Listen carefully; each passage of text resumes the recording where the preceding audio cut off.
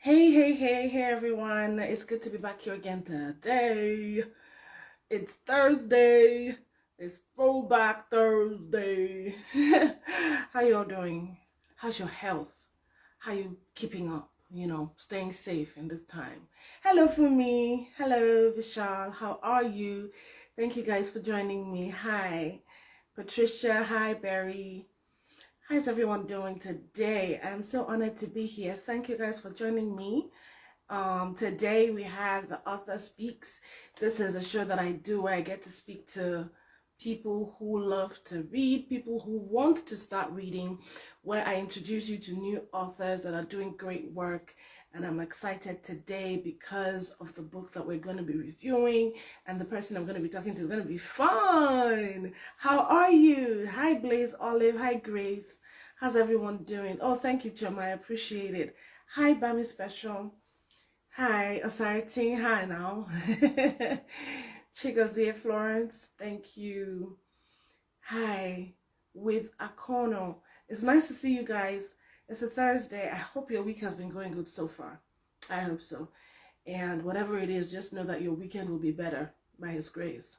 And life is good. Life is still good. No matter what we are facing right now, life is still good. You're alive for a reason. You're alive for a reason, so you should have hope.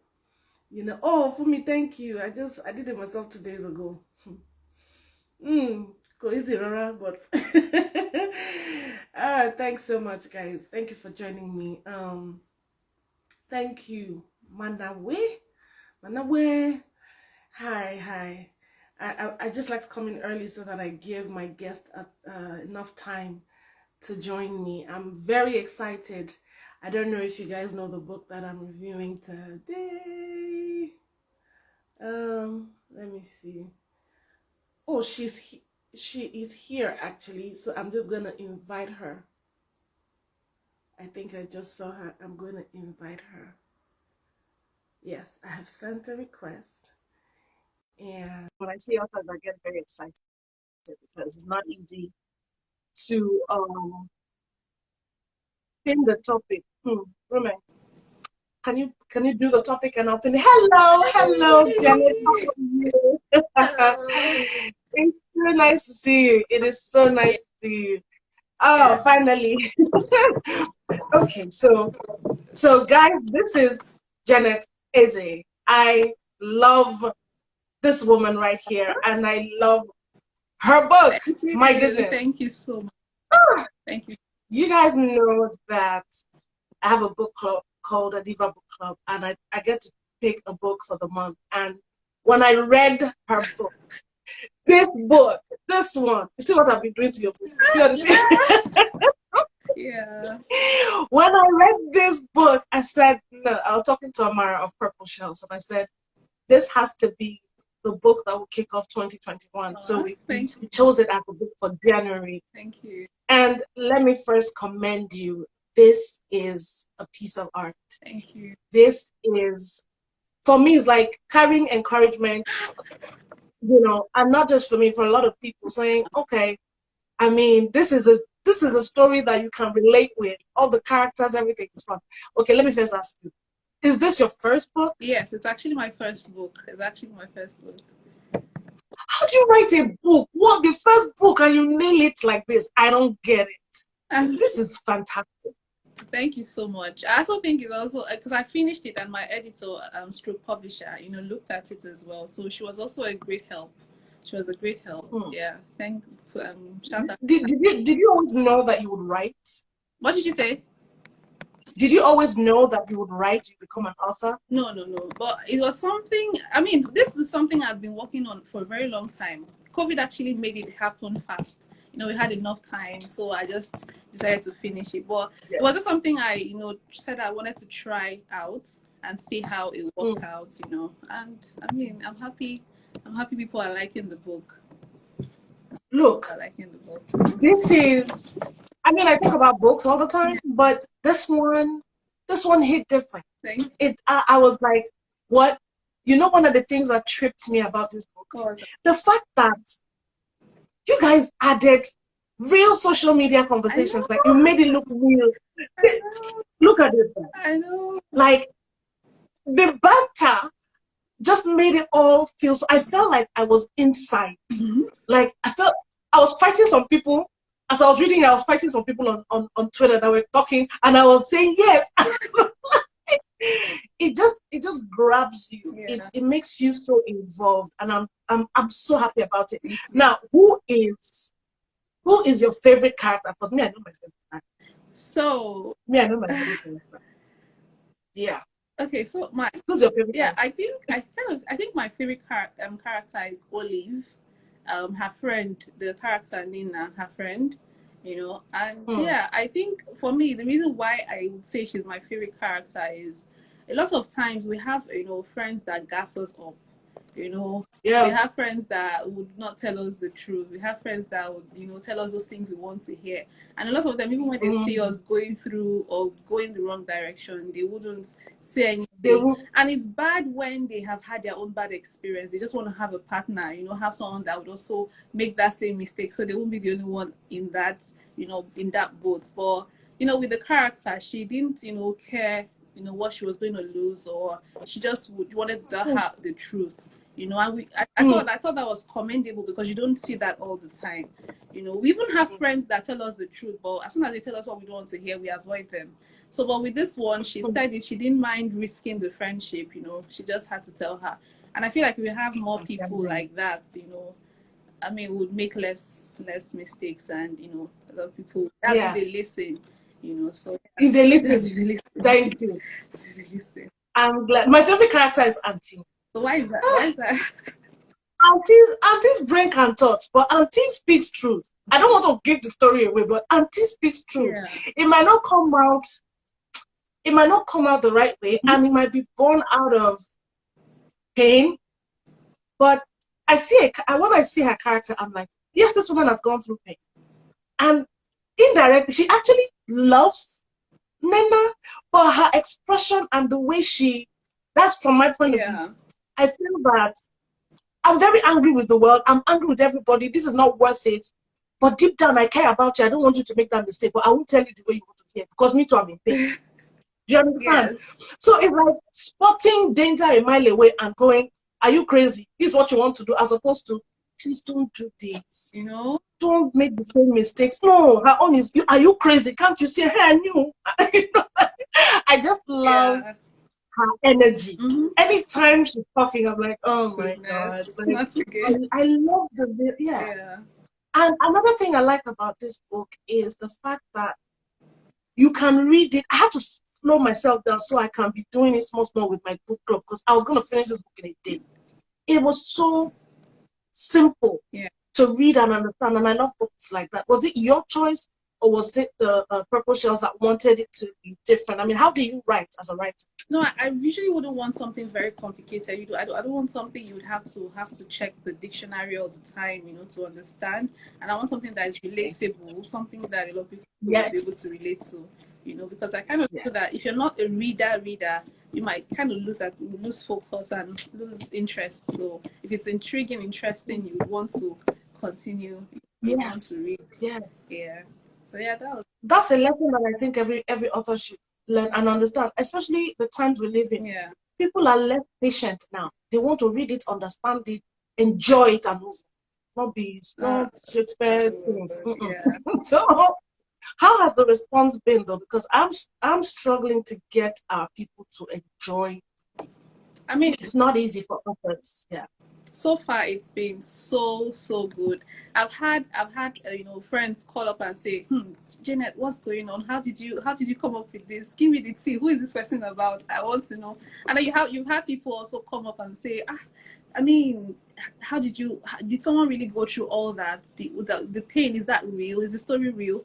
Yes, it is. And of course, I've had relatives call me and say, which of us did you write about? Write about? Did you write about me? Did you write about me? So yeah, it's been really good. The response has been really good. It's been good. Amazing. I'm so glad to hear that.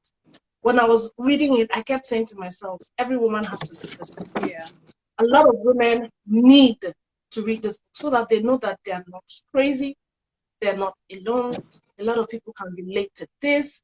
And this is such a powerful theme because is not often dealt with. Like a part of your book that I'm going to read is not often dealt with because we're used to hearing about the tangible things that you can see, the physical things, the domestic violence here, this, but the things that women deal with, that even, especially as Africans, we don't even know the meaning of what we're dealing with. When you talk about narcissism, a lot of people don't know that that's what they're going through, but that's what it is. And I've been studying that. You know, the funny thing is I was studying about that because I've had a lot of friends who have contacted me who have said something is off. I know it's not me, but I think it's me. But I know it's not me. And they're confused. I'm like, this is what the problem is. You know, so I'm so glad you did this. So let me ask a question. Are you open? Are you open to allowing a filmmaker option this book? I'm asking because any filmmaker and I'm going to tell them, read this book and contact the author and the person. Would you be open to allow someone turn this book into a movie? Of course I would. I feel like a lot of people will not. I mean, a lot of people will not appreciate the story because it's in a book. They will. I feel like they will not appreciate the story, and even with that, okay, because it's a book. But and I feel like if it's a movie, if it's in a film, you know, that way, you know, I could reach out to more people, and then people will see themselves in the book. But if it's in the book, not so many people would appreciate the story. So yeah, I'm so open to that.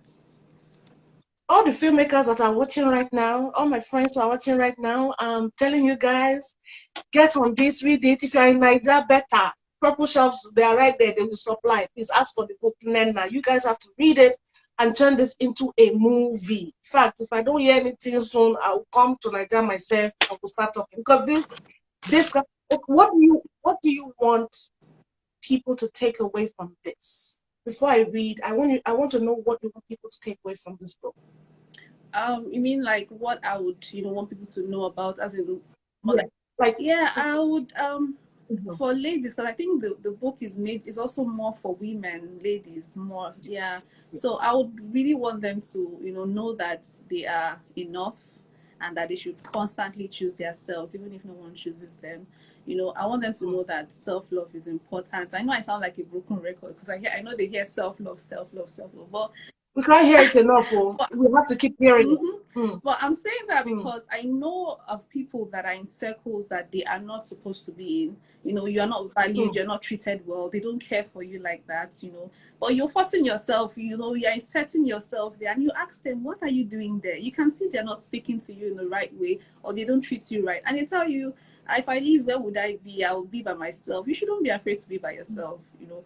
So you shouldn't be afraid to be by yourself, and you should know that you matter, you know, and you need to choose yourself first. I know people who are in relationships and they have their significant other treat them with so much sweetness and love, but they still have an issue with it because, you know, they've not taken out time to actually still love themselves. So they need to know that, you know, it's important to love yourself, and it's a journey. Self-love is a journey. It's a journey. It is.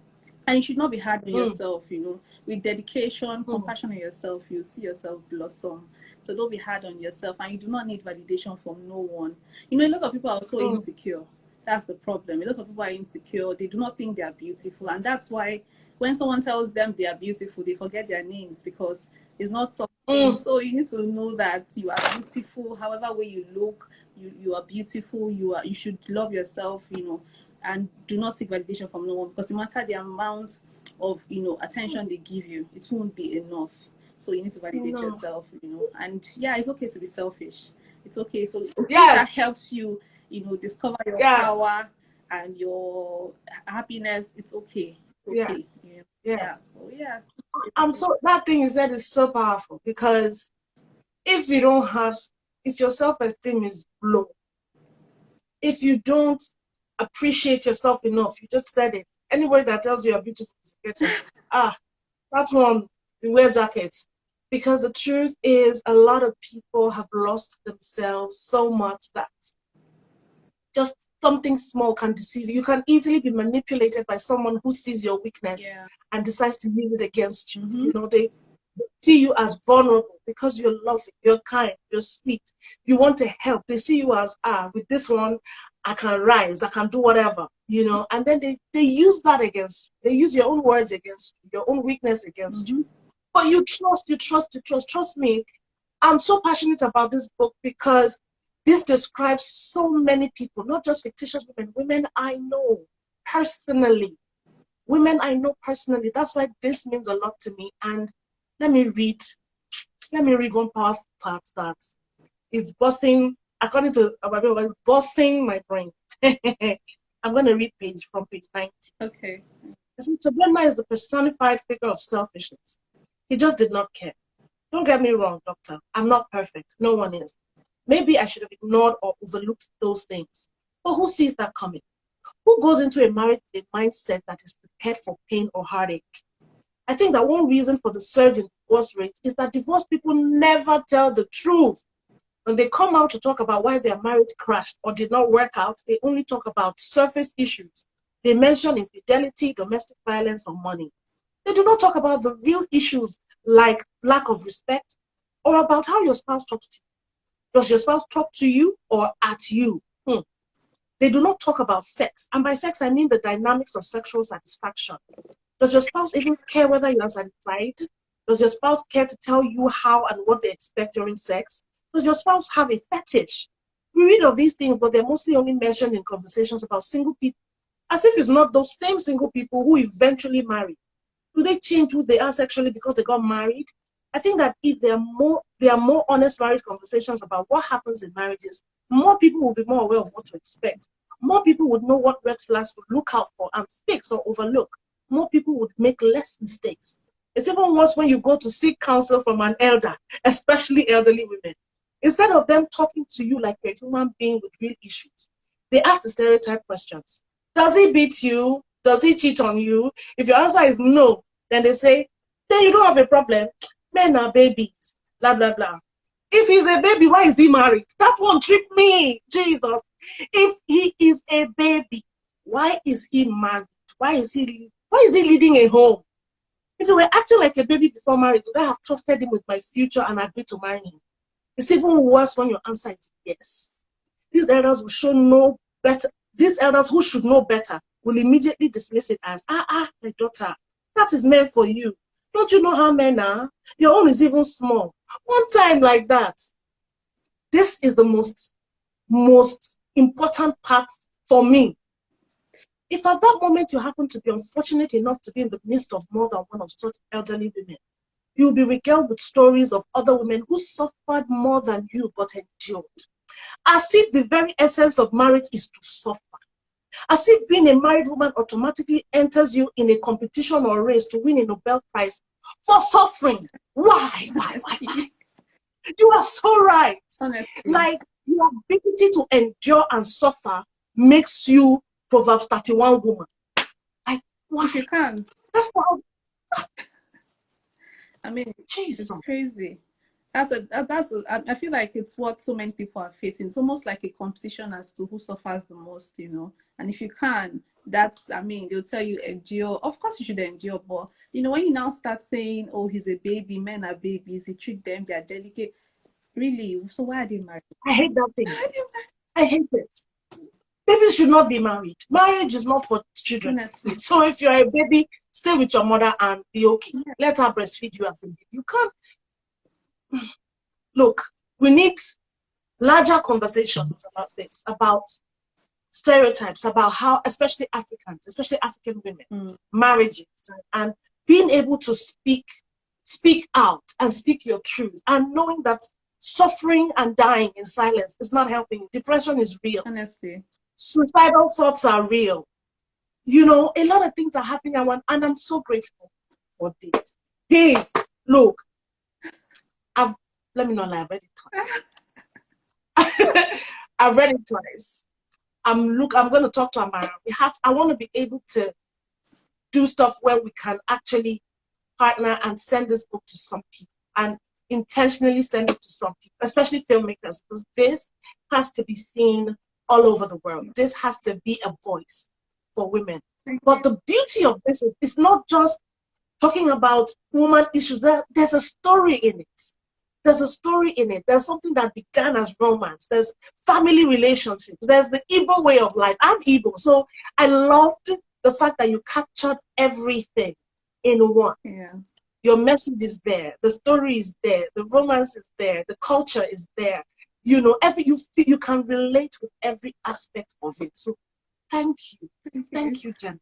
Thank you. I'm sure that we're going to be talking a lot more about this, because please tell people how they can reach you, because you have to be going out for more speaking engagements to talk about this book. Okay. I know that you are shy sometimes. I've been told that Janet does not like all these things, but but there's a reason why it's you that God gave this. He didn't give me that I like to talk about stuff like that. It's not me gave this one. Yeah. It's you he gave it to, meaning there's a reason for it. So let's know how people can reach you. Yeah, they could reach me through my my publisher, Purple Shelves. Yeah, just send her a message, a DM should get back to you. Yeah. Good. So guys, you're listening. You can reach her through Purple Shelves.